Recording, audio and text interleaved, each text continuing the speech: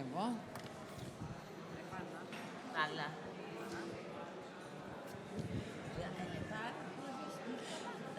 Lepo pozdravljeni vsi zaljubljeni v knjige. Saj vem, da se klišejsko sliši, ampak v resnici si pa ne morem zamisliti druge besede kot ta, ne. Zaljubljeni v knjige.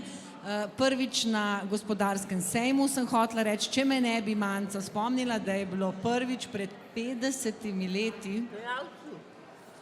In moram priznati, čeprav mi Cankarjev dom kot hram kulture veliko pomeni, tukaj čutim neko bolj odprto in svobodno ozračje, ne, mogoče čisto samo air condition ta, ki nas... A se bomo sploh slišali? A se slišimo? Srednje, ne? Ja, to je vedno motilec lepih sproščenih pogovorov, ne, kakršne ima človek, če ima v gosteh tako izjemne sogovornike. Govorili bomo o knjigi Alaina de Botona Tok ljubezni s podnapisom Vse, kar ste vedno želeli vedeti o partnerskem odnosu, pa niste vedeli, kje prebrati. Zelo samozavestno, bom rekla. Tukaj sigurno voditeljica ni tista, ki bi kaj dosti vedela o partnerskem odnosu, si pa domišlja, da nekaj ve o ljubezni. Z mano bomo pa začeli tokrat ne pri damah, ampak pri režiserju Tomiju Janežiču, ki je diplomiral iz Don Juana, velikega zapeljivca, diplomiral v narekovajih, kajti njegova predstava Še brez naslova in še vedno brez naslova temelji prav na mitih povezanih z ljubeznijo, z zapeljevanjem, zapeljivcem Don Juanom. 13 ur predstava, ena mogoče najboljša predstava v mojem življenju. Tomi Janežič, Don Kihot, Vesna Velkovrh Bukilica, prevajalka Borgesa, prevajalka Marquesa, prevajalka te knjige, hvala Manca, prevajalka Cortasarja in nekateri romani res boljše zvenijo v originalu. Tega jaz ne morem reči, ker nisem brala Cortasarja čisto v španščini, ampak tako pravijo tisti, ki so ga. Vesna Velkovrh Bukilica, hvala. Da ste, ali sva lahko na ti, da si lahko naša gostja. Oba dopisovalca, seveda ene in edine ikone slovenske royalty, kar se tiče knjig in ljubezni in tišine, Mance Košir. Hvala.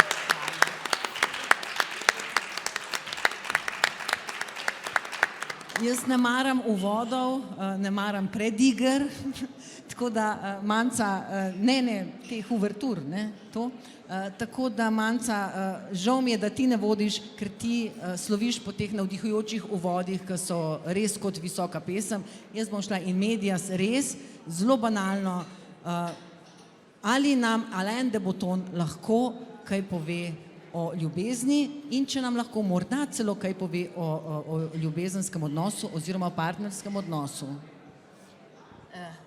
Hvala lepa, ena in edina Vesna Milek.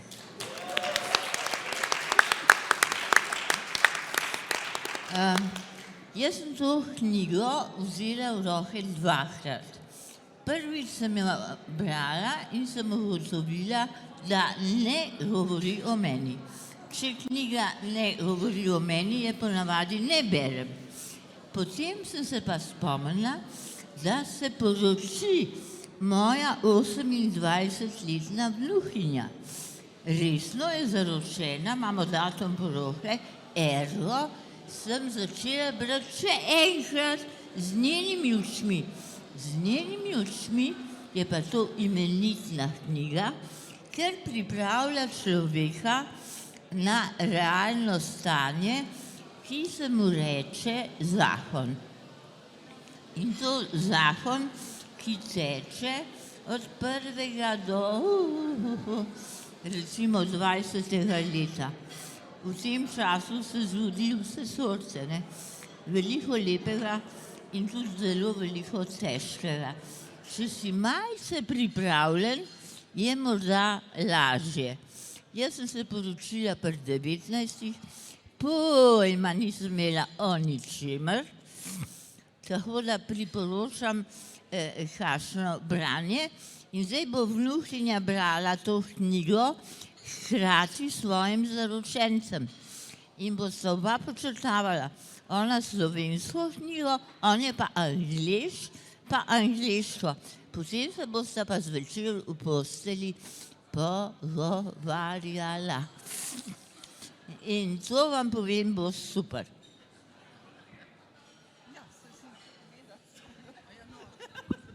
Nekaj bi pa lahko dodala Vesna, ne? Ki že v svojem imenu nosi pomlad in ljubezen in rojena v pomladi in ljubezni. Jaz nisem, jaz sem jesenska, tako da Vesna, glede na to, da skozi tvoje dopisovanje z Manco zaznavam, da si res nepoboljšljiv romantik in še zraven tega zelo strasten romantik, me res zanima, kako je nate delovala ta knjiga, ki se v bistvu precej na trenutke suhoparno, za moje pojme, ker sem tudi prevelik romantik, loteva tega, kaj pravzaprav je partnerski odnos. Ne? Malo me celo spominja na doktorja Milivojeviča, ni doktor, Zorana Milivojeviča, psihoterapeuta, psihoanalitika, transakcijska psihoanaliza, ki prav tako nekako razbija mite o romantični ljubezni. In še en psihiater mi je dejal, da je ljubezen pravzaprav vrsta psihoze. Ta me je pa zelo pretresla, ampak v nekaterih primerih se to res celo lahko zgodi. Malo mogoče Vesna o tem, ne? Ljubezen, ne, kot jo pojmuje. A se tole sploh sliši? Se sliši? Jaz upam. Se ne? Pa ti posodim mojega. Takole se pa sliši? A tako se pa A mene se tudi lučko sliši? držala. Mislim, ja, hecen je zato, ker imam v bistvu do tega dvopolen odnos. Ja, jaz sem neozdravljiv romantik, kot bi rekli Angleži, samo da jaz mislim, da romantika ne potrebuje zdravljenja, tako da strasten romantik, ampak vendarle mislim, da se to v bistvu ni taka dihotomija, to v bistvu ni paradoks, čeprav se mogoče zdi. Mislim, da ja, da vsaka ljubezen je projekcija po svoje.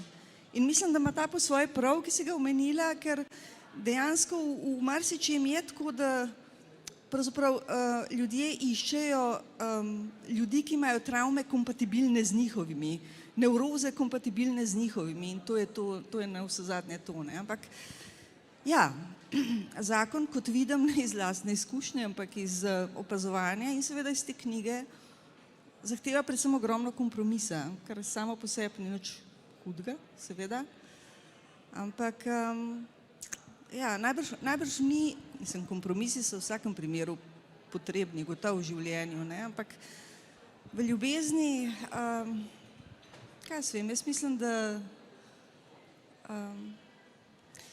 gre za Jaz se spomnim, ko si napisala, recimo, da je zate ljubezen neke vrste projekcija, ne, Tomi, ki je terapeut, psihodramski terapeut, bo seveda marsikaj vedel povedati o tem, ampak projekcija v smislu fantazem. In jaz se spomnim, da ta Paul Fargeje, ki ga omenjam tudi v tej kolumni, kjer ste tudi vi nastopate, to Paul Fargeje me je nekako odrešil, ko je rekel, saj konec koncev si lahko z osebo vse življenje, ampak če se znaš igrati s fantazmami, ne, če znaš pač upravljati s temi fantazmami, ne, in jih, ne, verjetno, to bo več Tomi povedal. Mislim, zame je nekaj prepadnega v bistvu, strašljivega v zavesti, da pravzaprav nikoli, nikogar ne vidiš tazga, kot v resnici je. Ker to ni mogoče. Ja, ni mogoče. Vsak človek je zase vesolje v zelo dobesednem smislu in kaj se vem, Pirandello je zelo dobro pisal o tem, čeprav zelo moreče, ampak to je strašljivo spoznanje, ampak tako je in ko se tega zaveš, ko to zavestiš, pač ljubiš tiste fragmente, ki jih vidiš, ki so pristni, ampak treba se zavedati, da so samo fragmenti enega sveta, ki bo za večno ostal v svoji celostnosti nedoumljiv. Hvala, Vesna. Fragmenti, ne, zdaj smo že pri Rolandu Barthu, ne, in fragmenti ljubezenskega diskurza, ali kako.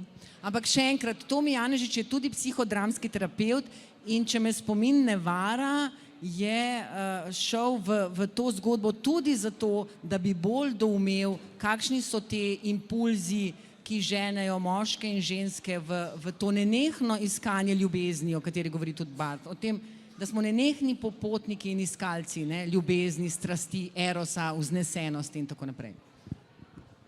A sem kaj preveč povedala? Ne, mislim, jaz moram reči, da... A se sliši? Se sliši? Jaz se počutim, mislim, ampak lahko grem pa sem bližje. Počutim se tako kot en začetnik. No. Če bi govorili o čem drugem, če bi govorili o teatru, tako bi... Sem bolj navajen artikulirati stvari na področju teatra ali pa tudi lahko na področju psihodrame, ampak ko pa rečemo, zdaj pa je govora o partnerskem odnosu, zdaj je govora o ljubezni, se počutim začetnik. In se mi to niti ne zdi slabo, zato ker se vsak dan nekako počutim začetnik. Kako? Rilke je rekel, vedno bodi začetnik, to je zame moto mojega življenja. Amater, ne? Iz kje izhaja beseda amater? Ja, ampak to zaradi tega, ker se mi zdi tako težko nekaj z gotovostjo trditi, ne? Se nečesa oklepati. Sve imam jaz neko idejo tudi o tem, kaj je zdaj to zaljubljenost in kaj je ljubezen, ne? Ali pa dajmo reči tako, preambula, ko se reče, nekaj za uvod. Jaz sem v enem odnosu, dolgoletnem zame, ki pa je kljub vsemu začetniški, ki traja samo, ne vem, 13 ali 14 ali koliko let, ne, zdaj sem po 15, čakaj, zdaj ne vem več, no, ampak skratka, skratka še zmer začetniško. Jeseni sem sedel v družbi enih gospodov, ki so poročeni 30, 40 let in tako naprej in sem se počutil začetniško. No, ampak sem v takem odnosu, se pravi z materjo najinih otrok in jaz si želim biti... Kako si iz raziskovanja Don Juana, se oproščam, iz raziskovanja Don Juana, skoraj polovico svojega kreativnega življenja na nek način, če je Don Juan metafora za strast, ne, iskanje in tako naprej, prišel s pomočjo psihodrame v en stabilen, čudovit, realen odnos, o katerem piše tudi Debuton. Mogoče tako kratko vprašanje. Evo, kako sem prišel? Mislim, prišel sem do tega skozi eno globoko krizo, v kateri sem pravzaprav bil zelo zgubljen, v kateri sem se tako rekoč razsul po svoje, izgubil kompas, in začel graditi na novo in pravzaprav začel graditi odnos, za katerega sem se odločil na nek način in za katerega se vsak dan znova odločam. In odnos, v katerem sem se med drugim odločil biti posvečen, ga razumeti kot eno kreacijo, in sproti videti, kaj z vsemi temi izzivi, ki se nenehno pojavljajo, ki so, no in tukaj mogoče jaz, če bi že hotel delati razliko med zaljubljenostjo, ki je zame pomembna, jaz sem bil zaljubljen do ušes in se rad zaljubljam vedno znova v to žensko.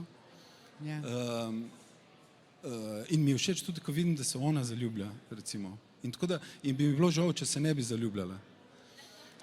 Ja, ne, bi pogrešal to, nujno se mi zdi, mislim, ampak kljub vsemu pa se mi zdi, da najin odnos v teh letih ne temelji zgolj na temu. Čeprav je to mogoče en bistven del. Bom citiral eno gospo, ki je rekla takole, in sem rekel, to si moram zapomniti, rekla, če ti ne šmekne, ne, če ti partner ne šmekne, če ti ni, bi rekel, tako slasten, ne, če ti ni slasten, potem, ne, ok. Se pravi, meni je pomembno to, ne, ampak v resnici pa, če bi imel za opredeliti, kaj je zdaj ta ljubezen, se mi zdi, da ima ljubezen bistveno več zveze z enimi takimi ustvarjalnimi premagovanji vsakodnevnih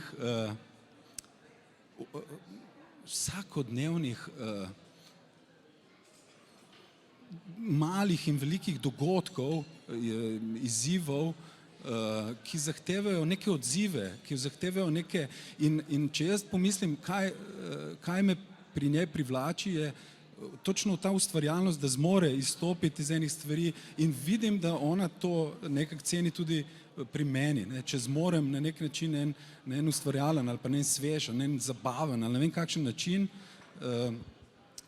ja, ali pa tudi na iskren način, skozi pogovore, ali pa kaj. Skratka, na en način, ki mi ni do kraja pameten in v zvezi s katerim si ne bi nikoli drznil postavljati receptov ali pa 10 korakov in tako naprej. Ja. Super, zanimivo, da si Alain de Botton je drznil. Kot zanimivost to, da je recimo pred kakšnimi 4 leti išel članek njegov v New York Timesu, ki je bil eden najbolj branih člankov esej New York Timesa sploh, v katerem je postavil tezo, da to, kako pojmujemo ljubezen, da je neke vrste, to je zdaj moja interpretacija, lakmusov papir za to, v kakšni družbi živimo, ne. Zato mene tudi zanima, a smo še vedno v družbi preizkušanja, iskanja, do kje še boli, da bi vedeli, ne, če sploh kaj čutimo, ali smo šli že čez to in smo v družbi novih tehnologij, ko pa nas buta toliko različnih informacij, se to ni tema za nas, ampak verjetno za mlajše, ki nas ne poslušajo, da se je ljubezen tako spremenila, da jo mi sploh ne bomo mogli dojemati, ne, mogoče tvoja vnukinja, ampak mene zanima, kaj mislijo mladi o ljubezni, ne, pa tudi to, kar je rekel Alain de Botton, ta stavek, ko izbiramo, s kom se bomo poročili, se moramo torej zgolj odločiti, kakšno vrsto trpljenja smo pripravljeni prenašati. Trpljenje in ljubezen, ne. To je pa zgleda nekaj, tudi Roland Barthes pač povezuje to tesnobo in trpljenje, norost, bolečino, v kateri pa celo lahko malo uživamo, če ne gre predaleč. Seveda, ljubezen je prvič vedno konkretna, ni nekaj abstraktnega, tudi ne samo družbenega, ampak je najina med sabo in med mano konkretna in celovita. V tej mavrici so vse barve, ne? In sprejeti vse barve ni preprosto. Jaz kot mlada žena sem od svojega najljubšega bivšega moža sprejemala samo nekaj barv. Druge mi pa niso bile počasi več všeč. No, ampak, če si zrel in odgovoren, kot je Tomi Janežič, boste videli v knjigi Nagovori tišine, kako lepo piše, potem se zavedaš, da je ljubezen odločitev. Da to niso prvenstveno čustva, ampak odločitev. In sicer vsak dan znova, ni to za vehomaj, ampak vsak dan znova se odločiš, ja, to je človek, s katerim želim biti, če si pa še rečeš, se želim postarati, to je pa sploh nekaj lepega, ne? In jaz sem si izpisala par teh definicij de Bottonovih, ki so zelo meni kot tašči in ločeni ženi zelo pri srcu. Recimo, ljubezen je pristna skrb za dobro drugega. Ne jaz. To v tej družbi težko, ne? Pol pa, ljubezen je obrestovana hvaležnost za vpogled v našo zmedeno, nemirno psiho. Mi smo hvaležni, da nekdo nas pogleda v našo dušo in naše srce. Če te hvaležnosti ni, tudi ljubezni ni. Eni pa to ne morejo pogledati, ker gledajo samo sebe. Jaz, jaz, jaz. Tam seveda ni prostora za ljubezen. Mi je pa ta všeč. Ljubezen je vrsta služenja, sočutja do šibkosti, ranljivosti svoje in od partnerja. In veliki finale se glasi: ljubezen je veščina, ne gol zanos čustev. Torej, ljubezni se je treba učiti. Učiti.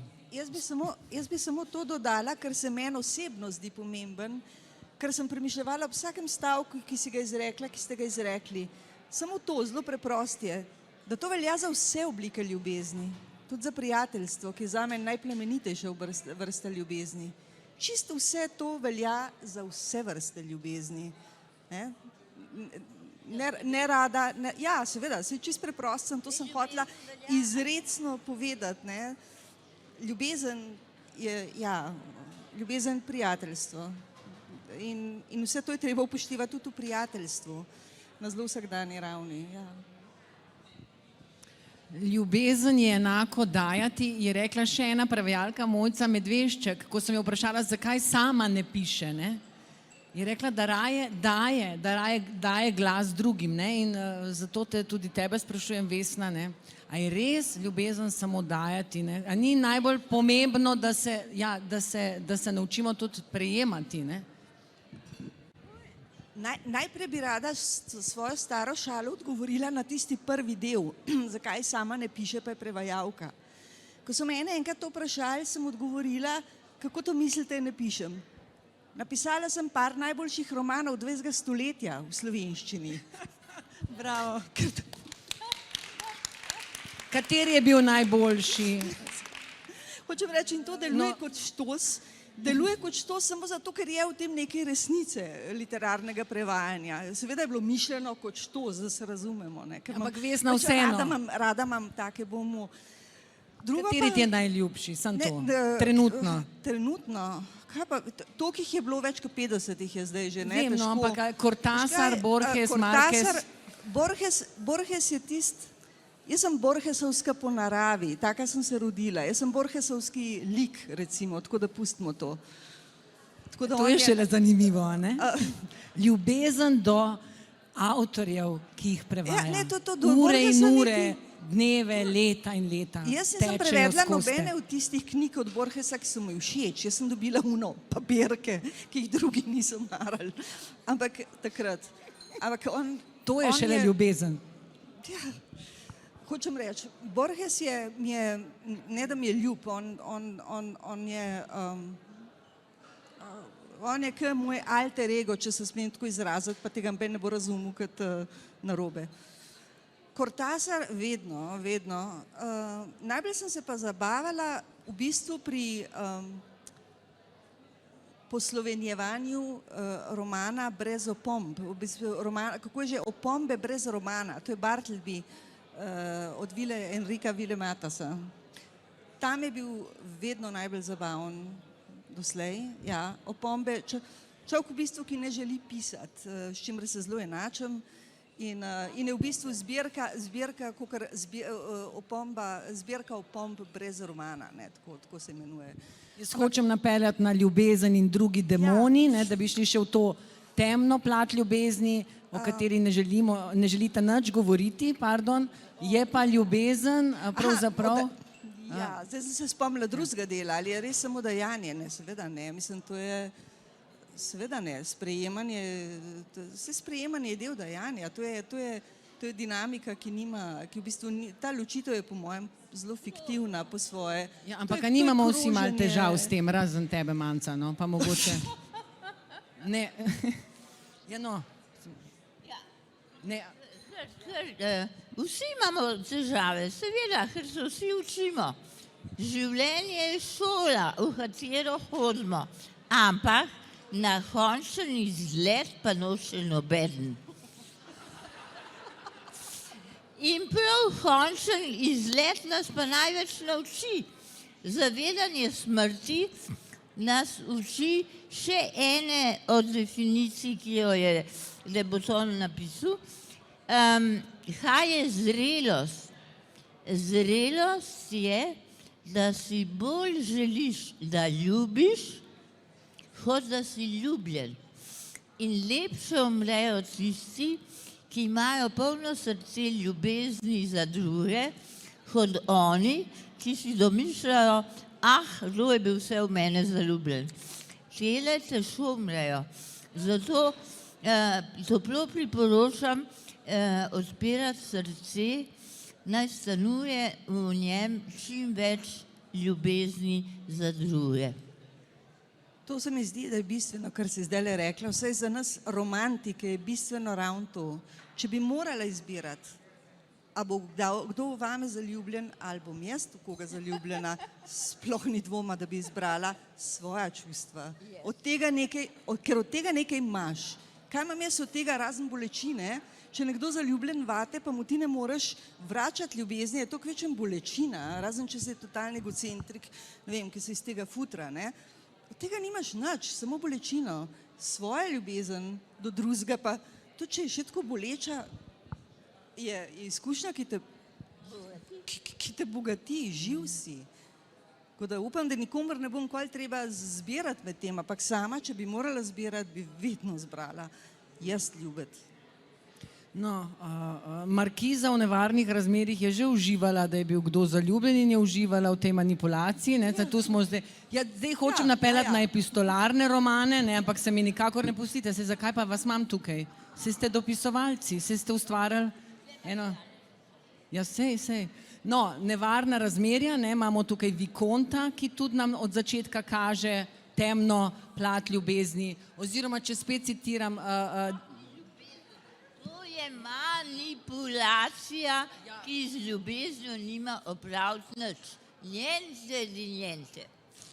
Nič, ampak tako, kako naj pa se zdaj izrazimo, da bi prišli do konca temu vprašanju, in sicer ljubezen, ne, njena ta temna plat, manipulacija, vojna, ne, kot pravi sam Laclos, ne, da je raziskoval to vojno med moškim in žensko.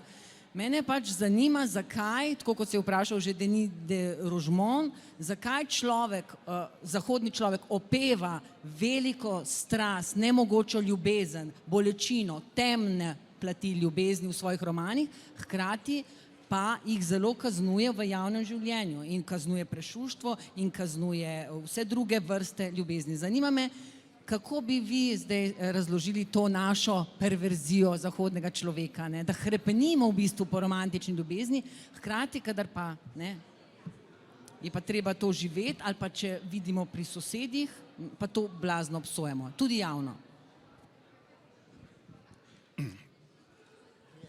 Zdaj, jaz... Najprej nimam odgovora, ampak druga stvar je, se mi zdi, da te bom spet razočaral, razumeš, v zvezi z, ker se strinjam z Manco, veš, se pravi, recimo ti si omenila Milivojevića, ne, ali kaj že, da on tudi malo dekonstruira te mite okrog ljubezni in meni tudi to ni eno in isto. Ne? Se pravi, predpostavka, recimo, evo, psihodrama, predpostavka Morena je, ki je predpostavka tudi drugot, v kakšnem drugem pristopu, je, da je možno, da se človeka srečata na način, da zamenjata oči drug drugega. In to pomeni, da lahko jaz posodim tebi oči in ti meni, in to pomeni, da jaz na te pogledam s tvojimi očmi. To pomeni, da lahko čutim s tabo, to pomeni, da lahko čutim to, kar ti čutiš, kako ti na svet gledaš in da ti lahko pogledaš, kako jaz na svet gledam. In to je tehnika v psihodrami tudi, pardon. Ja, to je v bistvu definicija srečanja. Ne? Srečanje, ki je, ki je po moje tesno povezano z ljubeznijo, pa je, lahko je definicija empatije, če hočeš, ne?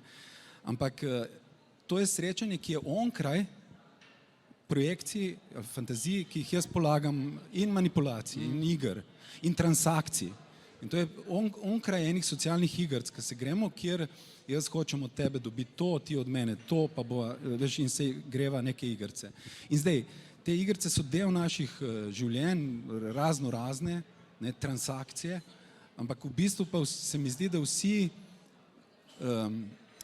potrebujemo, hlepimo po tem, da se srečamo z nekom onkraj teh transakcij, da se srečamo kot ljudje, kot dve človeški biti, ki čutita drug z drugim in od drugega ne rabita nič, mislim, ne pričakujeta nič in tako naprej. Ne. Mislim, jaz razumem, da se to sliši kot nek ideal ali pa kot neki, mogoče bi se to zdelo komu romantično in nedosegljivo, ampak mene so te izkušnje, in tukaj ne gre zdaj samo partnerski odnos, ampak gre za izkušnjo recimo v eni terapevtski skupini, mene je ta izkušnja osebno spremenila. Ne? Recimo, če vzamemo zdaj en terapevtski proces ali pa če vzameš neko skupino, to so popolnoma izredne okoliščine, da se razumemo.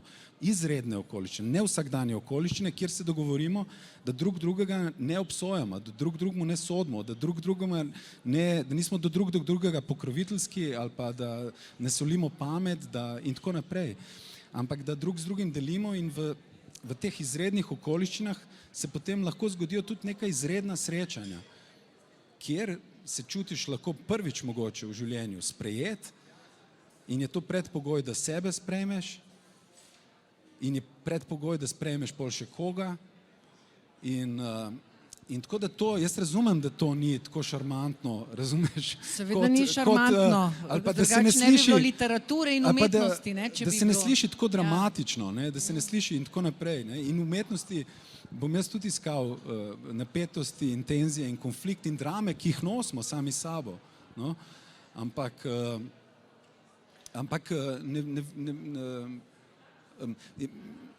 no, to.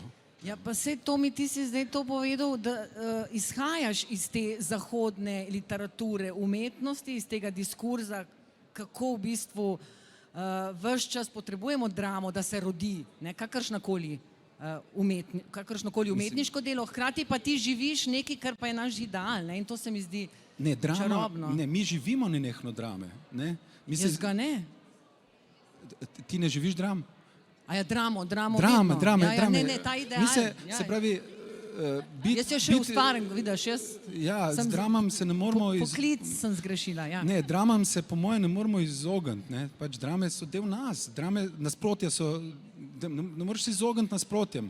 Vprašanje je, a si pripravljen z njimi živeti, a si jih pripravljen zaobjeti, a si pripravljen z njimi, a si se pripravljen z njimi ne samo soočati, ampak tudi ustvarjalno odzivati, a ti lahko začnejo predstavljati igro in tako naprej, ali lahko postanejo manj usodne, ali lahko postanejo priložnost in tako naprej, ampak dramam, konfliktom, dilemam, brez, mislim, to je del, bi rekel, tudi je del odraščanja, da spoznaš, da se temu ne boš, da je površno misliti, da se boš temu izognil. In mislim, da je to mogoče tudi ena bistvena stvar, evo, za nek odnos. Misliti si, da se lahko ti izogneš dramam, ne, jaz mislim, da pravzaprav sem jaz najbolj skeptičen, če je morje povsem mirno, mi zazvonijo alarmi, tako. Se mi zdi, da se nekaj obeta in ponovadi imam prav, mislim, ampak ne zaradi tega, ker imam prav, ampak ponovadi zaradi tega, ker to preprosto tako je, mislim. Seveda, življenje je nenehno valovanje, ne? Ni mirno jezero, ampak to, kar si ti dala iztočnico, manipulacije, pa to ni ljubezen, to je igra za moč, ki jo mi še nismo omenili. Igra moči, kdo je močnejši. To je pa vedno igra ega. In problem mnogih odnosov sodobnega časa je ego. Jaz imam prav, jaz vem, jaz ne. In takrat je drama strašna, ker ni prostora za drugega. Mislim, v slovenščini imamo en fajn izraz, ki ga recimo v angleščini nimajo s tem pomenom. To, o čemer govorimo, je samoljubje. V angleščini bi to lahko imenovali self-love, kar pa ni isto, niti slučajno ne. Samoljubje ima v slovenščini negativen prizvok in v bistvu samoljubje ni, čeprav etimološko izvira iz ljubezni, dejansko nima zveze z ljubeznijo, temveč s strahom. Samoljubje je vedno strah, ogroženost. In manipulacija izvira iz samoljubja, ergo izvira iz strahu, iz ogroženosti. Ja, se je to razumljivo. Zelo poudarjen. Ta strah je v tej knjigi Coh ljubezni zelo poudarjen. Njega je bilo strah in njo je bilo strah. Vsak od njiju dveh pa je razvil svoje obrambne mehanizme. In ko se srečajo različni obrambni mehanizmi tega strahu, je to nesporazum, najmanj, kar lahko rečemo. Je drama. Ja, pa, mislim, da nas je tako ali tako vse strah. Jaz zdaj tukaj izgledam kot ena hudičeva odvetnica, ki pa zdaj postavlja napram tej čudoviti knjigi ta grozni, kruti roman, Nevarna razmerja, ki pač govori o zelo temnih stvareh, manipulacij. To je tudi knjiga o ljubezni, ne? Ja, kaj pa Madame de Tourvel in Vicomte, recimo, ampak omenjala sem jo samo zato, ker je pač ena čudovita predstavnica tega epistolarnega žanra in ker velja za ta veliki roman z velikimi čustvi, ne, ki pa ta čustva pa zdajle obsojamo in so jih obsojali v času Marije Antonijete, ta knjiga je bila prepovedana. Se pravi, se naš moralizem od tistih časov do danes niti ni kaj dosti spremenil, ne, recimo, zdaj kot zagovornica romana Nevarna razmerja nastopam. A vedno je bilo prisotno takrat in danes to hrepenenje po nekom, s katerim bomo zaživeli celovito, harmonično, ravno morje. Ne? In to se nam nikakor ne posreči. In to je zdaj tudi vprašanje in iztočnica v duši dvojčici. Manca, jaz verjamem, da boš ti omenjala Platona, da ne bom to govorila, pa tudi stare Grke, pa tudi tvoje pesmi iz Trebuha in neba. Tako da ti predajam besedo, duša dvojčica. Mislim, Ljuba, moja najljubša prevajalka, da je Buton tako inteligenten, da tega mica ni uporabil, ni rekel duša dvojčica, ampak je to rekel nekaj drugačne. Ni rekel duša dvojčica, ampak je rekel sorodna duša. Želimo si srečati sorodno dušo, ne duše dvojčice, ne. Ta mit je naredil veliko škode tudi meni, ampak hvala Bogu, da jo je naredil.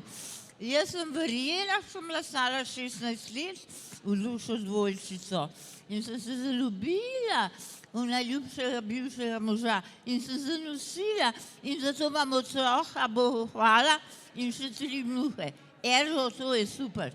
Če bi se pa zdaj pri mojih letih, pri 75 iskala dušo dvojčico, sem pa za na psihiatrijo. Ker vse ob svojem času, a ne? Ker si mlad pa nor, je fajn, če se tako zatreskaš. Saj, če ne se konča razvoj človeštva kot biološkega bitja. Ker v glavnem zanosimo tako, s pomočjo strasti. Če pa te strasti ni, so pa ljudje vse bolj sterilni in tudi otrok ne more biti. Drugač pa, jaz sem veliko razmišljala, kaj je dvojina, lahko preberem, pa utihnem, ker sem že povedala, pa bosta pa samo vedva. Ko se je poročil moj ljubi nečak, sem napisala meditacijo, kaj je dvojina. In od takrat naprej to podarjam vsem, ki se poročijo. Ker je tle nekaj kandidatov, vas vidim, poslušajte dobro, kaj je to. Res začeti moram pri sebi, vendar ne smem končati pri sebi. Resnica se začne z 2. To je definicija Walterja Tupsa, ki je napisal imenitno knjigo o tem. Potem pa sledi moja meditacija, ker samo v njegovih očeh lahko prepoznaš svojo božansko podobo. In ker se samo v njenih lahko vidiš polnega in lepega, kakršen si ustvarjen. Dvojina je prostor tu in tam, je zemlja in nebo, ki ju poveže tvoje in njeno telo. Dvojina je prisotnost in je odsotnost. Ko si ves z njo in je ona vsa s teboj in ko si sam in ona sama bolj kot najbolj temno oko. Dvojina je prihajanje in odhajanje. Prideš, da se nahraniš in da se daš. In odideš, da si oddahneš od preobilja. Dvojina je prazna posoda. Da vanjo nanosim svoj jaz in ti prineseš svojega. Toda vanjo ne morem nič položiti, če je polni moj jaz brez tvojega in če vanjo nalagaš svojega, ne da bi hranila prostor za mojega. Vesna, to je zate. Dvojina so rane, boleče in skeleče. A je hkrati edino zdravilo, ki zmore te rane božati in ljubiti in zato zaceliti. Dvojina je potovanje. Čeprav ima začetek, nima konca. In nikoli ne moremo biti gotovi, da je smer prava. Če se vrnemo na začetek, jo bomo zagotovo zgrešili. Dvojina je za strahopetne, ki se ne upajo na pot sami. In je za najbolj pogumne, ker edino ti upajo stegniti roko drugemu. Pojdi z menoj. Samo v dvojini se človek obrusi, da je oster kot resnica in mehak kot topla dlan. Tujec drugemu, a njegova najpomembnejša bližina. Bolečina, milost in milina.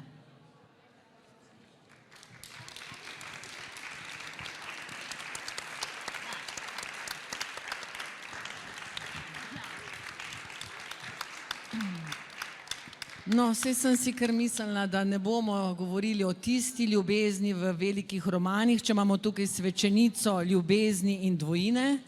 In res je, ne, da je zadaj za vsemi temi liki iz romanov, pa lahko začnemo in prevzetnost in pristranost, ne, Mr. Darcy in Elizabeth. In ne bom jih niti naštevala, ker vidim, da moramo končati. Da je za vsemi temi liki, vsi ti liki so občutili strast in hkrati to hrepenenje. Ne? Potem, kaj se je pa z njimi zgodilo, potem, ko so se pa združili, pa ne vemo nič. To nam pa lahko pove Tomi Janežič edini, mi tri bomo pa kar tiho. No, zaenkrat. Ampak, ker pa tukaj vidim Majo, ki je vseeno vztrajala, da rečemo še to besedo o mitu dvojčici še za konec, čeprav bi morali s tem svečeniškim čudovitim monologom ali pesmijo končati. Mit duše dvojčice vseeno ni, odvisno kako ga gledaš, Manca, ni nujno, da je tako nevaren. Kaj ti, če je že Platon, tudi očitno velik romantik, govori, da imamo potrebo potem, da se izpolnimo, ne, s srečanjem. Platon na dvoje so To je legenda, sej nekako je moral nekako povedati, ne, da smo imeli 4 roke, 4 noge, ne. Legenda, ampak je pa verjel v velikega boga, Erosa, ne angelčka, ampak Erosa, ki je brezpogojna ljubezen. Meni se pa to zdi zanimivo. Ni bil tako naiven pravzaprav, kot bi zdaj bi radi prepričali, a ne? brezpogojna ljubezen nima nič opraviti z mitom o duši dvojčici. To je nekaj drugega. Predvsem je pa Platon pisal o svečenici Diocimi, ki je Sokrata naučila, kaj je ljubezen, lepota, resnica in dobrota. In Diocima je učila, in jaz sem njena učenka. Ja, Diocima je učila, ko si mlad, rabiš objekt, a ne? Se pravi, lahko je tudi duša dvojčica. Potem pa rasteš, zoriš in nekega dneva zagledaš presežno in ne potrebuješ ničesar več, ker več ne iščeš ljubezni, dobrote, resnice, ampak ti sam si že ljubezen, dobrota, resnica in lepota. S Platonom se bosta z Manco pogovorila v enih drugih dimenzijah. Mislim, da se bosta perfektno razumela, ker pač Tomi ali Vesna, mogoče za konec, ne, kaj pravzaprav iščemo, ko iščemo, ne, da nas drugi dopolni. To je vprašanje, ki ga je postavila Maja, njej se zahvalimo za zaključek. Tako je Maja, tako je prav. Duše dvojčice je treba pač s takimi sogovorniki ogoliti do konca. Čist na kratko, hotela sem samo to reči, ne, ja, da moj ideal je razviti v sebi tiste lastnosti, ki jih iščemo v drugih. In to se da v veliki meri doseči, ampak treba se zavedati, da če bomo to enkrat v veliki meri uspeli, bo vaše ljubezensko življenje zelo verjetno zamrlo, pa zaradi tega vaše življenje ne bo nič manj bogato, samo bolj bo mogoče osredotočeno na prijateljstvo in tako naprej. Ampak sploh ne vem, zakaj govorim. Kaj je bilo zdaj?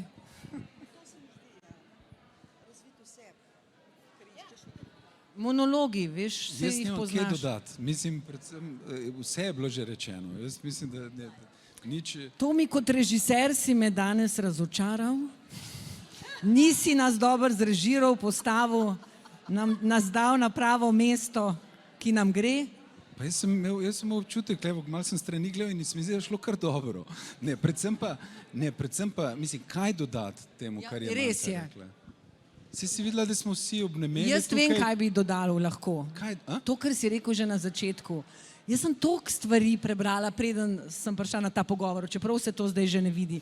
Od Rolana Barta do te romane še enkrat predelala, vse diskurze o ljubezni, ljubezenske pesmi Boga sem si vzela samo zaradi Mance. Skratka, vse in kaj sem ugotovila, da vem, da nič ne vem. Kar je rekel, hvala Manca, končno me je pohvalila, prvič v življenju. Tako da Tomi, mogoče sem še kakšen citat iz Don Juana, da ne boš čisto pozabil, iz kje izhajaš in kdo si v osnovi. In smo končali. Don Juan ni o ljubezni. Prosim?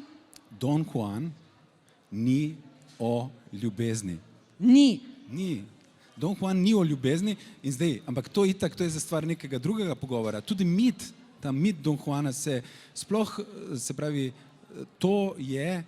gre za popolnoma nekaj drugega, za kar nimamo zdaj časa, ampak tisti prvi Don Juan tam gre čez pokolišče in tako naprej, on ne verjame v presežno, ne, on ne verjame, si rekel. Tako, ja, Da ne verjame v nič ni metafizičnega. to, da ravno želi s vsemi temi osvojitvami se približati Bogu. Bom samo na kratko oslikal mit Don Juana, ampak Kakor samo ga- zaradi tega, da je jasno, da to nima nobene zveze. On postane šele nekaj stoletij kasneje ženskar in tako naprej. Izvorno je mit Don Juana to, da gre po nekem žuru en mladenič čez pokopališče in reče tam na grobniku, enemu kipu enega sorodnika, mogoče celo njegovega prednika, reče, kaj zdaj ti, kje si ti, kaj zdaj, sej te ni, kje si ti, kaj, boš prišel, in ga povabi nad gostijo. Zanika. Zanika posmrtno, zanika metafizično, zanika. In na gosti se pojavi potem kip, ki ga zgrabi, mu odpridiga svoje, da ne se ti zezati, ne, z onostranstvom in tako naprej, in ga pogubi. Okay. To je osnoven mit, ki tematizira v bistvu nekaj drugega, ampak ne rečem pa, da pol vse, kar pride stoletji kasneje, ni tudi bistveno. Ampak to nima zveze z ljubeznijo. Sej noben ni rekel, da ima. Ljubimec pa je. To pa drži. No, prosim. Hvala vam. Ja.